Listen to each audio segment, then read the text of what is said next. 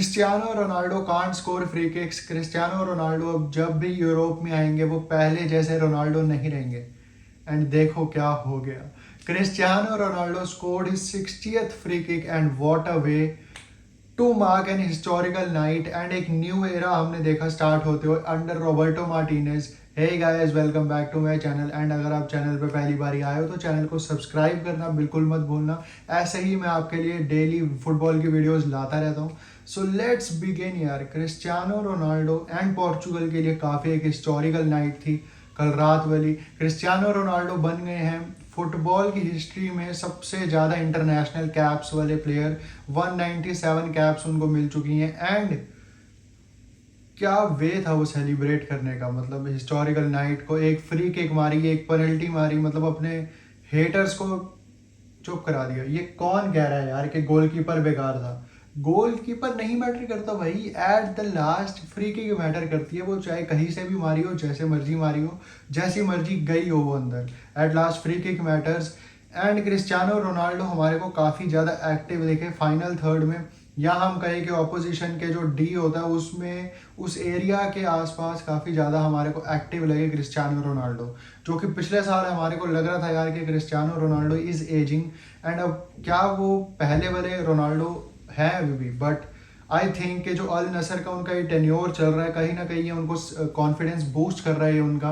And जो कल हमारे को दिखा भी अगेंस्ट लिस्टेन, इट डजेंट मैटर कि लिस्टेन एक लोअर रैंक टीम है या पोर्चुगल की जो स्क्वाड है वो ओवर पावर्ड है इसीलिए भी रोनाल्डो बढ़िया दिखते हैं, नहीं, it doesn't matter now. And Cristiano Ronaldo ने जो गोल मारा वो दिखा कि कितना कॉन्फिडेंस उनको मिला है, जो गोल्स उन्होंने अल नसर में मारे हैं। But I want to ask you a question कि क्या कल रात को तुम्हारे को पोर्चुगल देख के रॉबर्टो मार्टिनेज की वो 2018 वाली बेल्जियम का ख्याल आया? बिल्कुल मेरे को थोड़ी थोड़ी वाइब्स आई 2018 में जो बेल्जियम थी अंडर रॉबर्टो मार्टिनेज, कितनी ज़्यादा इफेक्टिव थी वो फाइनल थर्ड में।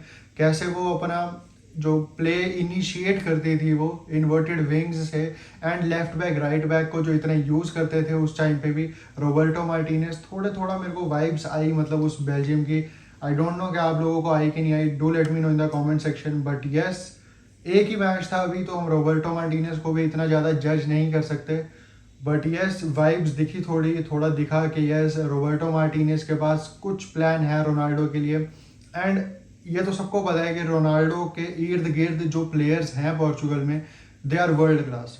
चाहे आप जॉ फिलिक्स की बात करो, चाहे आप ब्रूनो फर्नांडिस की बात करो, चाहे आप सेंटर बैक्स की बात करो, या जोआओ कैंसेलो की जो क्वालिटी है लेफ्ट बैक में, and Rafael Guerrero on the other side. And अगर हम नूनो मेंडेस को भी डाल दें उसमें, तो एक बहुत ही बढ़िया स्क्वाड है रोनाल्डो के लिए। एंड अगर रोनाल्डो को जैसे तैसे रॉबर्टो मार्टिनेज अगर अच्छे से यूज़ कर लेते हैं तो हो सकता है हमारे को एक और यूरो फाइनल्स में अगले साल पोर्चुगल दिखे। क्योंकि अभी यूरो के क्वालिफायर्स हैं, बीच में फ्रेंडलीज भी होंगे, एंड अच्छा खासा टाइम मिल जाएगा मार्टिनेज को इस पोर्चुगल की स्क्वाड को जेलअप करने के लिए, वार्म अप करने के लिए, एंड रेडी करने के लिए, ताकि जाके ये फोड़म फाड़ी करे यूरो में अगले साल। बट लेट्स सी क्या होता है। बट क्रिस्टियानो ने अपने हेटर्स को चुप करा दिया एक बार फिर से। अगर अपनी सेकंड न्यूज़ की तरफ अगर हम आए, Thomas Tuchel has been appointed as the manager of Bayern Munich, and Julian Nagelsmann sacked हो चुके हैं as a manager of Bayern Munich. Unexpected?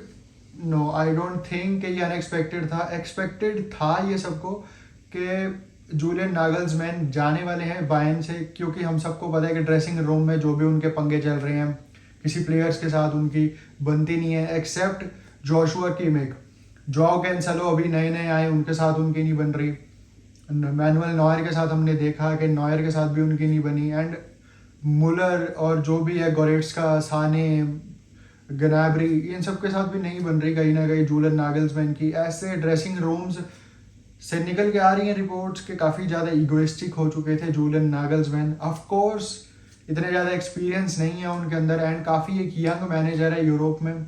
But yes, एक एलीट लेवल के मैनेजर बन सकते हैं बिल्कुल जूलियन नागल्समैन, या हम कहीं इनफैक्ट के अभी भी हैं वो। But appointment of Thomas Tuchel can make Bayern Munich more deadly. अब मोर डेडली कैसे बना देती है थॉमस टूकल की अपॉइंटमेंट? वो ऐसे कि एक तो पहले वो जर्मनी के माहौल को जानते हैं, he knows how to work in Bundesliga and how to perform with the German teams, and specially जो उनकी एक जर्मन नेशनैलिटी है, जर्मनी में ही पैदा हुए हैं वो, तो उनको फिलॉसफी पता है एक कि बायर्न म्यूनिख को कैसे मैं हैंडल कर सकता हूँ, क्योंकि उन्होंने बोरुसिया डॉर्टमुंड में भी हमने देखा था कितना बढ़िया स्टिंट उनका था, वहाँ पे भी काफ़ी अच्छी एक थॉमस टुकल की बोरुसिया डॉर्टमुंड थी वो। बट थॉमस टुकल अब जब आएंगे बायर्न म्यूनिख में, ज़्यादा उनको चेंजेस नहीं करने।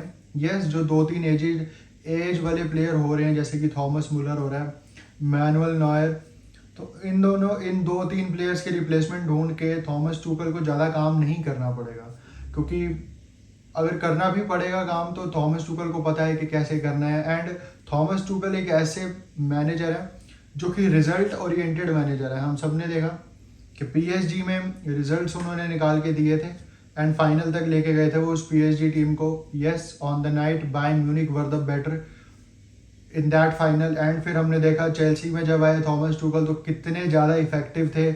ऑलमोस्ट उन्होंने एक फिनिश्ड चेल्सी क्लब को, जो कि फ्रैंक लैम्पार्ड के अंडर एक फिनिश क्लब लग रहा था, उसी स्क्वाड के अंदर उन्होंने थोड़ी सी मेक इन शिफ्ट चेंजेस करे, थोड़े से प्लेयर्स लाए वो, एंड उन्होंने पॉसिबली हर ट्रॉफी डिलीवर कर दी चेल्सी के साथ with in the span of 1 to 2 years। 2 साल भी पूरे नहीं हुए थे। एंड चैम्पियंस लीग जीती उन्होंने, क्लब वर्ल्ड कप जीता उन्होंने, सुपर कप जीता उन्होंने। तो एक काफ़ी अच्छे मैनेजर हैं Thomas Tuchel, and I think ये काफ़ी ज़्यादा बढ़िया अपॉइंटमेंट है from the Bayern Munich board. उनको पता था कि उनका जो राइट मैन है वो थॉमस टुकल ही है, बिल्कुल एक जर्मन स्वैप हम जिसको कह सकते हैं वही करा है उन्होंने। एंड दे नोज कि थॉमस टुकल की जो कैपेबिलिटीज़ है, he can lead this Bayern Munich team, and उनका जो एक्सपीरियंस है बड़े क्लब्स को मैनेज करने का वो भी उनके साथ है।